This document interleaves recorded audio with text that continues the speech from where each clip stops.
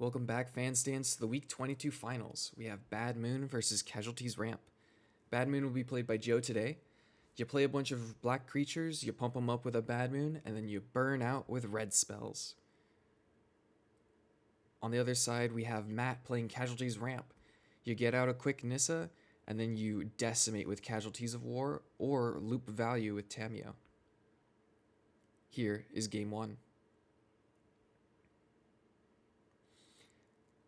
Alright, in game one, we have Joe on the left and Matt on the right. Joe has mulligan down to 6, while Matt has kept 7. And we've got a quick start. Paradise Druid in play off of the Mox Ruby and Savannah. Let's see. Joe's got Gemstone Mine and a couple red cards in hand. But we're going to use this Dark Ritual to deploy only 2 mana's worth of spells, so not ideal, but we're still applying pressure quicker than we could. It's important that you deploy something out in case this Nissa comes into play, which we do see right away.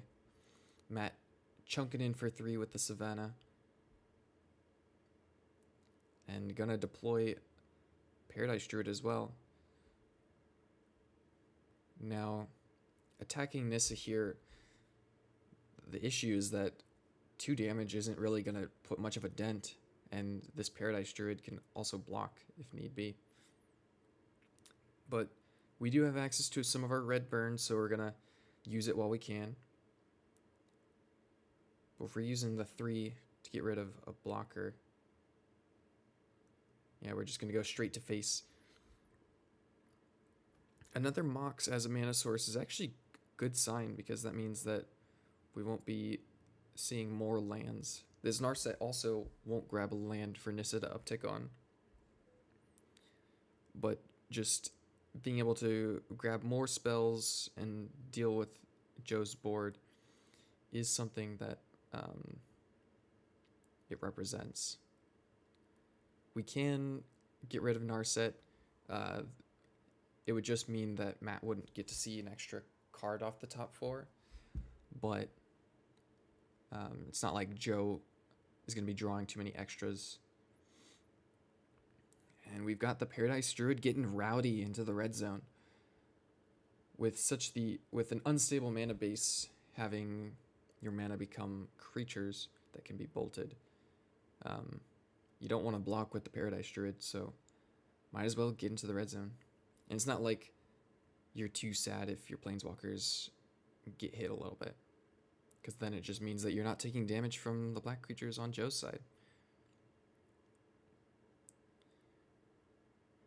Joe has access to the Dreadhorde Butcher, but that's not going to do much in the face of a 3/3 here. So we'll just grow the army ever so slightly. Let's see. First, we're going to go delving with Narset, the Bird, and Lighten Master. Narset, Parter of Feathers. What does she find? Casualties of War.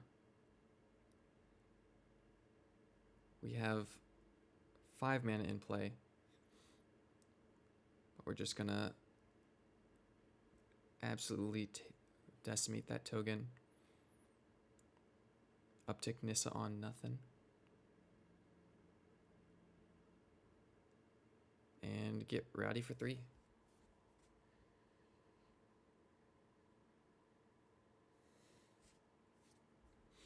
And there's just so much health in play, not only from Matt themselves, but also all these planeswalkers, that 2 damage a turn probably isn't going to cut it.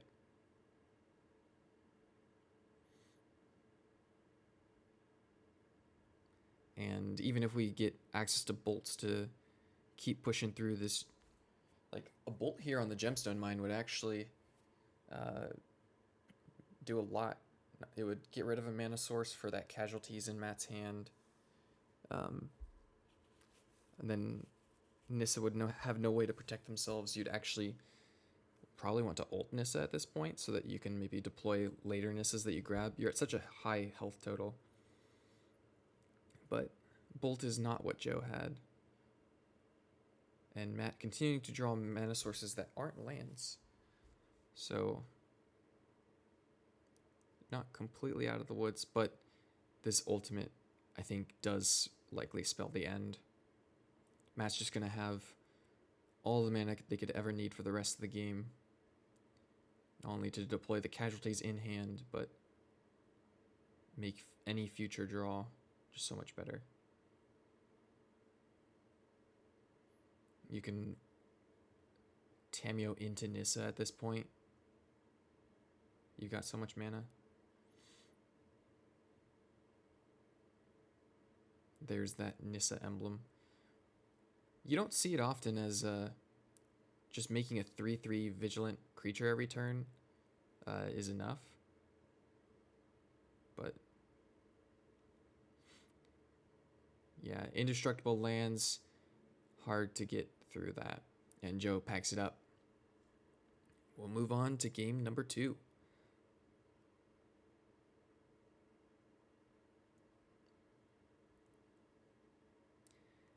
Welcome back to the week 22 finals. This time, Joe will be on the play. And let's see if that can help. We've got an Angrath's Rampage and a Gemstone Mine to cast it. So maybe we can get rid of Planeswalker if it shows up. Leading on Gemstone Mine, probably signaling a Bolt very heavily. And that is what we see. Gotta stick to your heuristics. Bolt the bird. Looks like there's a Lazotep Reaver and a Bad Moon, so we'll probably see them in the reverse order there. But we also have the option for a first striking creature. It might be relevant if there's a Nissa that somehow comes down, that we have a 3/3 first striker. But instead we're gonna maximize damage potential. Because even with a Dark Ritual, Mox Sapphire doesn't cast Nissa here.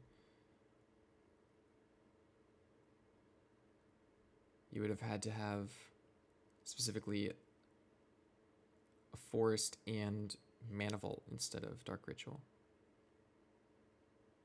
And here goes the Bad Moon. So we've got our early disruption into semi-quick clock, but the problem is that Gemstone Mine means that Joe doesn't have more mana. But we just ripped the Badlands off like a pro. Like an absolute pro. Another 4 damage, followed up with a Black Knight. So yeah, now we have the first strike available if we do see a Nissa show up.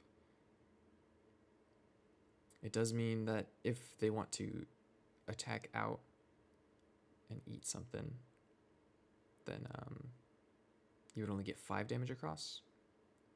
Put Matt to 7. Oh, I see. We're deploying more threats or more to the board. Matt wary of Lightning Bolt getting rid of the land. He's going to make that Gemstone Mine into a creature where it's not super relevant. Another land for Joe means that we will likely be able to double spell here.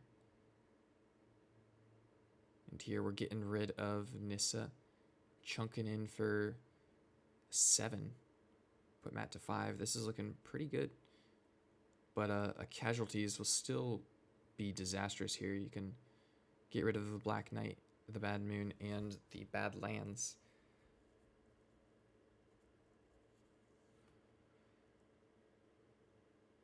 You can still attack in for 3. You will get rid of your Gemstone Mine, but that's probably worth it. It does mean that there's still 2 damage available. Yep, here's the Casualties.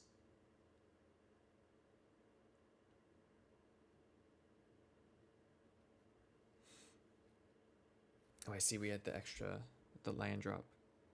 Looks like Matt's probably out of cards, but this 3/3 is dominating the board at the moment.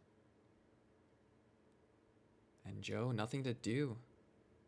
Maybe sitting on an Omid Eternal or some other red cards. The brutality of Casualties of War. Oh, is this another one? Just putting the... oh, this is 5 mana for Nissa. And at this point, Joe just needs to not only rip bolts, but rip the red sources to cast the bolts.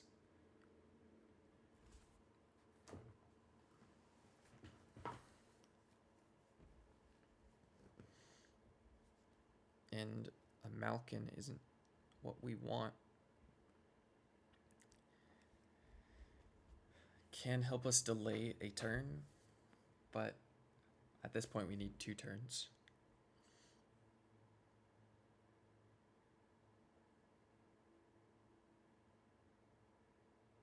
And Joe packs it up. Matt is your week 22 champion with Casualties Ramp. Congrats to all the players and congrats to Matt.